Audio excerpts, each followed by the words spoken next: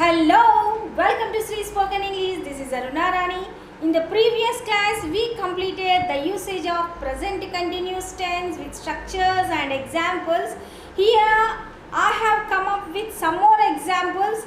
Let's get started. Here, I gave you a sentence with 4 types of sentences. ఒక్క సెంటెన్స్ని మీకు 4 రకాలుగా ఎలా మార్చి ఎలా క్వశ్చన్ వేయాలి, ఎలా నో అని చెప్పాలి, ఎలా అవును అని చెప్పాలి, ఎలా కాదు అని చెప్పాలి అనేది ఇక్కడ నేను ఎక్స్ప్లెయిన్ చేయబోతున్నాను. Here the sentences are 4 types. One is the positive sentence, negative sentence and positive question, and last one is the negative question. Now let's get started. The examples. He is talking to his friend. He is talking to his friend అంటే అతని friend తో మాట్లాడుతున్నాడు. So here the action is going on in front of our eyes. At the time of speaking it's going on. That's what we have to express such action in present continuous tense. Right now let's see the negative sentence. He is not talking to his friend. అతని ఫ్రెండ్తో మాట్లాడట్లేదు అని చెప్పాలి. ఎలా చెప్తారు? He is not talking to his friend. So we have to question it. అతని ఫ్రెండ్తో మాట్లాడుతున్నాడా? అతని ఫ్రెండ్తో మాట్లాడుతున్నాడా అని క్వశ్చన్ వేయాలి. How do you question it? Is he talking to his friend? Did you observe a thing here? Here in the first sentence is be form, after subject it has come. Now before the subject we wrote is. So ఎప్పుడైతే సబ్జెక్టుకు ముందు be form ఉంటుందో దాని యొక్క అర్థం అది question అని. సబ్జెక్టుకు ముందు be form రాస్తే అది క్వశ్చన్ టైప్ సెంటెన్స్ అని అనుకోవాలి. So when we want to make a question we have to take the be form first, later that we have to take the subject. Now here is he talking to his friend. అతని ఫ్రెండ్తో అతను మాట్లాడుతున్నాడా? అతని ఫ్రెండ్తో అతను మాట్లాడట్లేదా? That's the negative question. Will see it. Isn't he talking to his friend? So first I took the contraction B form. Contraction అంటే short form అని ముందే చెప్పాను ప్రీవియస్ క్లాస్లో. So if you take the contraction it's better, it's very easy for you while speaking to others. ఇతరులతో మనం మాట్లాడేటప్పుడు contraction వేలో తీసుకుంటే ఈజీగా అనిపిస్తుంది. మోర్ ఓవర్ చాలా డిగ్నిఫైడ్ లాంగ్వేజ్ లాగా అనిపిస్తుంది. So if you do not want to use such type of contraction way, you can separate it is not, but while using you cannot use is not. That's the wrong sentence. If you want to separate the contraction, if you want to take the full form of is not, first you have to take is, later that you have to take the subject, then only you have to use not. So let's see, is he not? Is he not? మీరు ఈజ్ని నాట్ని డిఫరెంట్గా చెప్పాలి అని అనుకుంటే first you have to take the be form of is, later that you have to take the subject, next you have to take the not. So I hope you may feel little bit difficult. So that's what why don't you habituate isn't అని అలవాటు చేసుకుంటే better కదా. So that is your wish. It's up to you, your wish. So isn't he talking to his friend అన్నా చెప్పొచ్చు, లేదా is he not talking to his friend అన్నా చెప్పొచ్చు. So మనం అడిగేటప్పుడు క్వశ్చన్ని అతని ఫ్రెండ్తో మాట్లాడట్లేదా అని చెప్పాలి అంటే ఎలా చెప్పాలండి? isn't he talking to his friend. Now let's see the next example. You are learning English. మీరు ఇంగ్లీష్ నేర్చుకుంటున్నారు అని చెప్పాలి అంటే you are learning English. మీరు ఇంగ్లీష్ నేర్చుకోవట్లేదు, you are not learning English. మీరు ఇంగ్లీష్ నేర్చుకుంటున్నారా? మీరు ఎవరినైనా క్వశ్చన్ వేయాలి. మీరు ఇంగ్లీష్ నేర్చుకుంటున్నారా? That is the third one. Are you learning English? మీరు ఇంగ్లీష్ నేర్చుకోవట్లేదా? Aren't you learning English? చెప్పాను కదా, మీరు ఆర్ నాట్ అని తీసుకోవాలి అనుకుంటే అప్పుడు ఆర్ యూ నాట్ అని యూజ్ చేయాల్సి ఉంటుంది. Are you not learning English? Aren't you learning English? ఇందులో మీరు ఏది యూజ్ చేసినా కూడా కరెక్టే అవుతుంది. Now let's see the next one. Mary is at home. So it tells the situation, it tells the position, it tells the state అంటే ఎక్కడ ఉన్నారు, ఏ స్థానంలో ఏ ప్లేస్లో ఉన్నారు అని చెప్పడానికి ఇక్కడ మనం ఇలాంటి యాక్షన్ని తీసుకున్నాం. మేరీ ఈజ్ ఎట్ హోమ్ అంటే ఆమె ఇంటి దగ్గర ఉంది. చెప్పాను కదా, ఇన్ హోమ్ అని చెప్పకూడదు, ఐఎమ్ ఇన్ హోమ్ అని ఎప్పుడు చెప్పకూడదని. వేర్ ఆర్ యూ అని ఎవరైనా క్వశ్చన్ వేస్తే ఐఎమ్ ఎట్ హోమ్ అని చెప్పాలి. I'm at home, I'm at office అని మాత్రమే చెప్పండి. ఇన్ ఆఫీస్ అని కానీ ఇన్ హోమ్ అని కానీ చెప్పడానికి వీల్లేదు, because that is a wrong sentence. So here Mary is at home, Mary ఎక్కడ ఉంది, ఇంట్లో ఉంది అని చెప్పాలి అంటే మేరీ ఈజ్ ఎట్ హోమ్ అని చెప్పాలి. అండ్ నెక్స్ట్ మేరీ ఇంట్లో లేదు, మేరీ ఇంట్లో లేదు అంటే Mary is not at home, Mary is not at home. So Mary ఇంట్లో ఉందా క్వశ్చన్ వేయాలి. ఎవరిని క్వశ్చన్ వేసినా కూడా ఫస్ట్ ఇక్కడ ఈజ్ అనే బీ ఫామ్ ముందు వస్తుంది.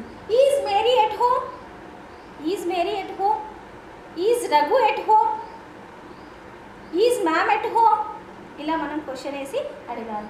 మేరీ ఇంట్లో లేదా, మేరీ ఇంట్లో లేదా అని చెప్పాలి అంటే isn't Mary at home, isn't Mary at home అని చెప్పాలి. And next will see the next one. Ravi is talking on the phone, talking in the phone కాదండి, Ravi is talking on the phone అని చెప్పాలి, లేదా Ravi is speaking on the phone అని చెప్పాలి. In the phone అని ఫోన్లో అంటే ఇన్ ద ఫోన్ అని అలా మీరు సెంటెన్స్ని కానీ లాంగ్వేజ్ని కానీ ట్రాన్స్లేట్ చేయకండి. Speak English as English, right? Okay, so Ravi is talking on the phone, Ravi ఫోన్లో మాట్లాడుతున్నాడు అని చెప్పాలి అంటే Ravi is talking on the phone. And next Ravi is not talking on the phone, Ravi ఫోన్లో మాట్లాడట్లేదు, Ravi is not talking on the phone. And next is Ravi talking on the phone, is Ravi speaking on the phone, Ravi ఫోన్లో మాట్లాడుతున్నాడా, రవి ఫోన్లో మాట్లాడుతున్నాడా అని అడగాలంటే is Ravi talking on the phone are speaking on the phone. Next isn't Ravi talking on the phone, Ravi ఫోన్లో మాట్లాడట్లేదా, చెప్పాను కదా contraction అన్న తీసుకోండి, లేదా మీరు సపరేట్గా చెప్పాలి అంటే ఫస్ట్ బీ ఫామ్ని తీసుకోవాలి, లేదా సబ్జెక్ట్ని తీసుకోవాలి, తర్వాత నాట్ చెప్పాలి. సో అప్పుడు ఏమవుతుంది, is Ravi not talking or speaking అని యూజ్ చేయాల్సి ఉంటుంది. So better you habituate contraction way. Isn't Ravi talking on the phone? Next, the children are watching cricket. Children ante plural andi, child ante okkaru, child ante okkaru, children ante more than one, it may be 2, it may be 3 or it may be 100. So children అనేది more than 1 కాబట్టి ఇక్కడ are అనే be ఫామ్ని తీసుకున్నాను. The children are watching cricket, పిల్లలు cricket చూస్తున్నారు. ఎప్పుడైనా TV చూడడాన్ని watching అని చెప్పాలి కానీ సీయింగ్ అని చెప్పడానికి లేదు. Next, the children are not watching cricket, the children aren't watching cricket అన్నా, the children are not watching cricket అన్నా మీనింగ్ ఒకటే. ఆరెంట్ ఈజ్ ద కాంట్రాక్షన్, ఇక్కడ నేను మీకు ఫుల్ ఫామ్ కూడా ఇచ్చాను చూడండి. The children are not or the children aren't, ఏది చెప్పినా ఓకే. నెక్స్ట్ క్వశ్చన్ వేయాలి, పిల్లలు టీవీ చూస్తున్నారా, పిల్లలు క్రికెట్ చూస్తున్నారా అని చెప్పాలి అంటే are the children watching cricket, are the children watching cricket. Next, children పిల్లలు క్రికెట్ చూడట్లేదా, aren't the children watching cricket, aren't the children watching cricket, పిల్లలు క్రికెట్ చూడట్లేదా అని చెప్పాలి అంటే aren't the children watching cricket. And next, I'm cooking, నేను వంట చేస్తున్నాను అని చెప్పాలి అంటే ఐఎమ్ కుకింగ్. నేను వంట చేయట్లేదు, I'm not cooking, I'm not cooking. And next, నేను వంట చేస్తున్నానా, నేను వంట చేస్తున్నానా అని చెప్పాలి. I'm I cooking, I'm I cooking, నేను వంట చేస్తున్నానా, నేను వంట చేయట్లేదా, I'm I cooking, I'm I cooking అని చెప్పాలి. Here, let's see some more examples. Okay, first one, they are talking to me. They are talking to me అంటే వాళ్ళు నాతో మాట్లాడుతున్నారు అని అర్థం. And next, why are you asking me? Why are you asking me అంటే నన్ను ఎందుకు అడుగుతున్నావు అని అర్థం. Why are you asking me అంటే నన్ను ఎందుకు అడుగుతున్నావు. And next, Raghu is listening the music. Raghu is listening the music అంటే రఘు ఏం చేస్తున్నాడని మ్యూజిక్ వింటున్నాడు. అంటే at present the situation, the action is going on in front of our eyes. So that's what we used present continuous tense. What is Raghu doing? Raghu is listening the music, right? Now next, is he busy now? అతను ఇప్పుడు బిజీగా ఉన్నాడా? ప్రస్తుతం అతను బిజీగా ఉన్నాడా అంటే is he busy now. నువ్వు బిజీగా ఉన్నావా అని అడగాలి ఎవరినన్నా. Are you busy now? Are you busy now? And next, ఆమె బిజీగా ఉందా? ఈ షీ బిజీ నౌ అని అడగాలి. And next, I'm shopping. I'm shopping అంటే నేను షాపింగ్ చేస్తున్నాను అని అర్థం. సో చాలామంది ఏం చేస్తారంటే షాపింగ్కి ముందు టు అనే ప్రిపోజిషన్ని యూజ్ చేస్తారు. వేర్ ఆర్ యూ గోయింగ్ అంటే ఐఎమ్ గోయింగ్ టు షాపింగ్ అంటారు. సో టు షాపింగ్ అని చెప్పకూడదు. Why? Because it's not a particular thing. Shopping అంటే చాలా ఉంటుంది. మనము షాపింగ్లో బట్టలు కొనుక్కోవచ్చు, జ్యువెలరీ కొనుక్కోవచ్చు, ఇంకా వేరే ఏవైనా మనం ఐటమ్స్ కొనుక్కోవచ్చు. సో ఓవరాల్గా అదంతా కూడా షాపింగే. కాబట్టి స్పెసిఫిక్గా పర్టిక్యులర్ ప్లేస్ లేదు. For example, I'm going to vegetables market. I'm going to market అనగానే మనకి కూరగాయలు అని అర్థం వస్తుంది. So I'm going to market అంటే స్పెసిఫిక్గా పర్టిక్యులర్గా ఒక్క ప్లేస్ గురించి మెన్షన్ చేసినప్పుడు టు అని ప్రిపోజిషన్ని యూజ్ చేయాలి. స్పెసిఫిక్గా ఒకే ప్లేస్ని మెన్షన్ చేసినప్పుడు టు అనే ప్రిపోజిషన్ని మెన్షన్ చేయాలి. కానీ షాపింగ్ అనేది పర్టిక్యులర్గా ఒక ప్లేస్ కాదు. So number of things we may purchase there. బయటకు వెళ్ళాము అంటే ఎక్కడ వెళ్ళినా కూడా అది షాపింగే అవుతుంది. పర్టిక్యులర్గా ఒక పేరు గురించి మీరు చెప్తున్నప్పుడు టు అనే ప్రిపోజిషన్ని యూజ్ చేయండి. ఐఎమ్ డూయింగ్ షాపింగ్ అనే కన్నా ఐఎమ్ షాపింగ్ అని కూడా చెప్పొచ్చు. Okay, next, are you watching TV now? ఇప్పుడు నువ్వు టీవీ చూస్తున్నావా? ఇప్పుడు నువ్వు టీవీ చూస్తున్నావా అని చెప్పాలి అంటే are you watching TV now? Why aren't you doing homework? Why aren't you doing your homework అంటే హోంవర్క్ ఎందుకు చేయట్లేదు? నేను చెప్పాను కదా, ఆరెంట్ అని మీరు ఇలా యూజ్ చేయకుండా లేదు మేడం సపరేట్గా కూడా అడగొచ్చు కదా అంటే అడగొచ్చు. సో అప్పుడు ఏమవుతుంది? Why are you not doing homework? Why are you not doing homework అని అడగాల్సి ఉంటుంది. అంటే హోంవర్క్ ఎందుకు చేయటం లేదు. Next, I'm not going to the party tonight. ఈరోజు రాత్రి అనడానికి టుడే నైట్ అని చెప్పకూడదండి, టు నైట్ అని చెప్పాలి. I'm not going to the party tonight. ఈరోజు రాత్రి నేను పార్టీకి వెళ్ళట్లేదు అని చెప్పాలి. I'm not going to the party tonight. I'm going to the party tonight. నేను పార్టీకి వెళ్తున్నాను అంటే I'm going to the party tonight. నువ్వు పార్టీకి వెళ్తున్నావా?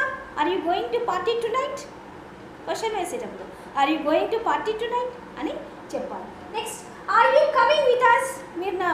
మీరు నాతో వస్తున్నారా? మాతో వస్తున్నారా? మనం ఎవరినన్నా అడగాలి, పక్కింటోలో ఎదురింటోలో మనతో పాటు వస్తుంటే మీరు మాతో పాటు వస్తున్నారండి అని అడగాలి అంటే are you coming with us? Next, Ravi is at cafe. చాలామంది CAFEని కేఫ్ అని అంటారు. It's not cafe. We have to pronounce as cafe. Accent వచ్చేసి కెఫే అనాలి అండి, కేఫ్ అని చెప్పకూడదు. CAFE అంటే కెఫే, నాట్ కేఫ్. సో గుర్తుపెట్టుకోండి. New word, new thing you have learn here. కొత్తది నేర్చుకుంటున్నారు. చాలామంది దీన్ని కెఫే అని కేఫ్ అని అంటారు. కేఫ్ అని అంటారు. కేఫ్ కాదు, ఇట్స్ కెఫే. ఓకే, రవి ఎక్కడున్నాడు? కెఫేలో ఉన్నాడు అంటే కాఫీ షాప్లో ఉన్నాడు. Ravi is at cafe.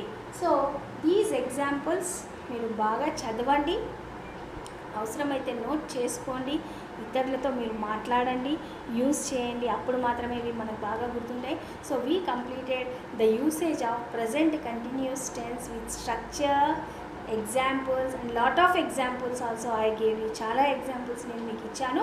So వీటిని బేస్ చేసుకొని మీరు ఇంకా కొన్ని ఎగ్జాంపుల్స్ ఓన్గా ప్రిపేర్ చేస్తే దెన్ మీకు చాలా ఈజీగా గుర్తుంటుంది. మా ఛానల్ కనుక మీకు నచ్చినట్టయితే సబ్స్క్రైబ్ చేయండి, షేర్ చేయండి, లైక్ చేయండి. పక్కనే బెల్ ఐకాన్ ఉంటుంది, దాన్ని ప్రెస్ చేస్తే మీకు నా న్యూ నోటిఫికేషన్స్ అన్నీ కూడా మీకు వస్తాయి. Okay, take care, bye.